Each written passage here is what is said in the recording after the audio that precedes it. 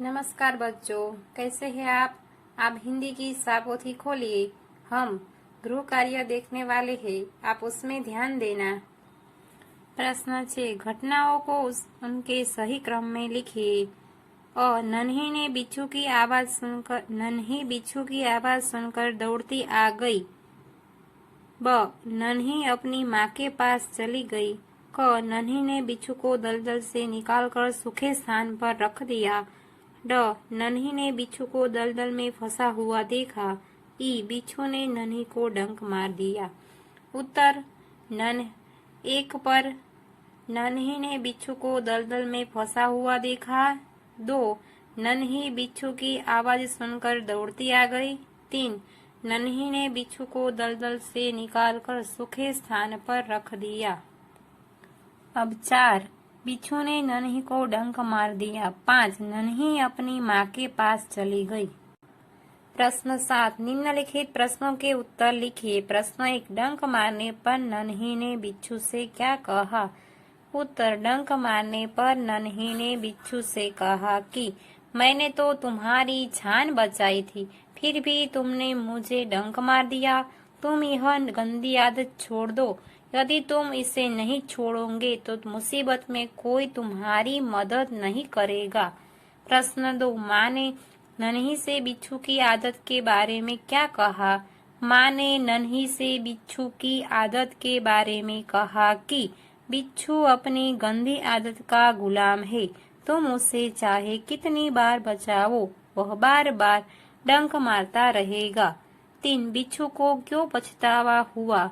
नन्ही ने बिच्छू के साथ भलाई की थी, फिर भी बिच्छू ने डंक मारने की आदत नहीं छोड़ी। उसने दूसरी बार नन्ही को डंक मारने की कोशिश की। इस बार उसे अपनी गलती समझ में आई, इसलिए बिच्छू को पछतावा हुआ। 4, नन्ही बतख का स्वभाव कैसा था? नन्ही का स्वभाव दूसरों की भलाई करना है।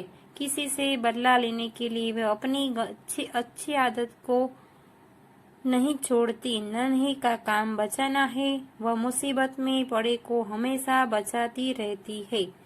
8, निम्नलिखित शब्दों के समानार्थी शब्द लिखिए। 1, नदी, सरिता, स्थान, जगह, स्वभाव, प्रकृति, मुसीबत, संकट, प्रसन्न, खुश, थिरकना, नाचना। प्रश्न 9, शब्दकोश के क्रम में लिखिए।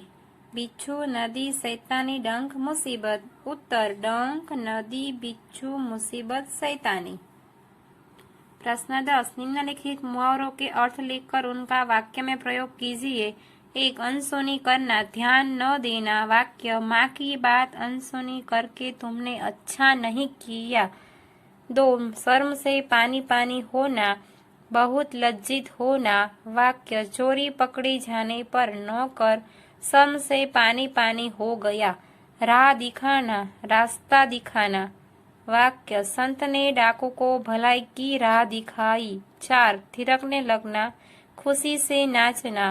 वाक्य, संगीत सुनते सुनते लोग थिरकने लगे। आज का आपका गृह कार्य, अभ्यास का प्रश्न 2 और स्वाध्याय का प्रश्न 1, 2, 5, 7 और प्रश्न 3 लिखना है।